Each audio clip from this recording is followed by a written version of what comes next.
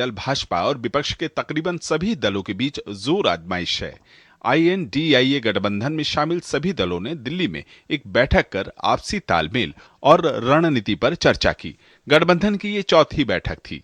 सभी दलों के प्रमुख Sharad Pawar, MK Stalin, Mamata Banerjee, Nitish Kumar, Arvind Kejriwal, Lalu Prasad, Farooq Abdullah, CPIM के महासचिव सीताराम येचुरी ने उपस्थिति सिर्फ ये जताने के लिए की कि सभी भाजपा की मौजूदा केंद्र सरकार के खिलाफ एकजुट हैं। Very successful, fruitful meeting.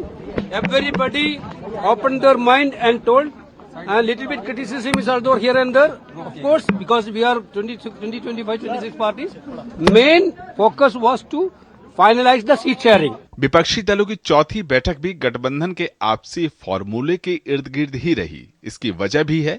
Congress की ही बात करें तो कई राज्यों में वो गठबंधन में शामिल पार्टियों के खिलाफ ही खड़ी है।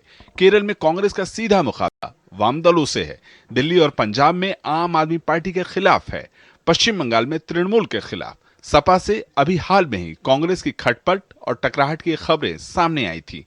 यानी राजनीतिक और वैचारिक दोनों ही स्तर पर सभी पार्टियां आपस में बिखरी हुई हैं।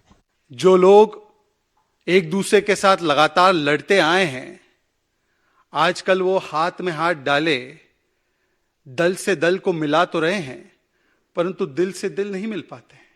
आज जो तथाकथित इंडिया गठबंधन, जिसे हम घमंडिया गठबंधन कहते हैं, उसकी बैठक है।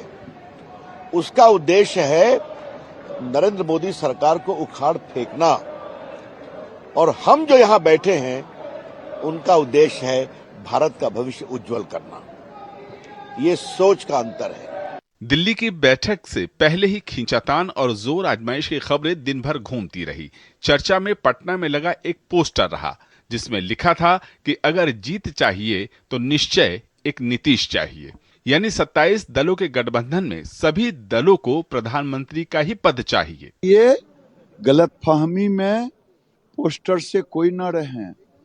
अब बिहार के मुख्यमंत्री के लायक भी नहीं रह गए तो देश के प्रधानमंत्री क्या होंगे। उनको कौन स्वीकारने वाला है, और उनका कोई महत्व अब राजनीति में रह भी नहीं गया। नीतीश जी ना अब बिहार उनको देखना चाहते हैं, और देश का तो सवाल ही नहीं उठता है। वहीं बिहार के बाद महाराष्ट्र में भी बेमेल खबरें सामने आई।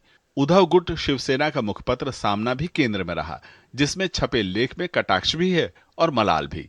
सामना में लिखा है कि हमारे पास प्रधानमंत्री पद के लिए बहुत सारे चेहरे हैं, चॉइस ही चॉइस है। यह कहना केवल दिल बहलाने के लिए ख्याल अच्छा है। सामना ने 3 राज्यों में कांग्रेस को मिली हार पर भी राजनीतिक वार किए।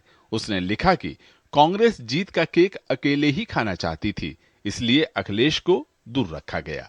यानी यह तो साफ है कि कांग्रेस जहां मजबूत है वहां गठबंधन में शामिल दलों का साथ लेना नहीं चाहती, और जहां कमजोर है वहां सीटों को लेकर दावेदारी बढ़ चढ़कर कर रही है।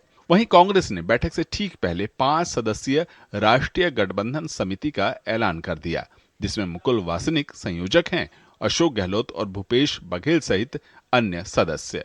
Indian national development inclusive alliance के घटक दल पटना, बेंगलुरु, मुंबई में बैठक कर चुके हैं, लेकिन अभी तक के रंग ढंग से गठबंधन एक ताकत से कहीं ज्यादा स्वार्थों का पुलिंदा ही नजर आ रहा है।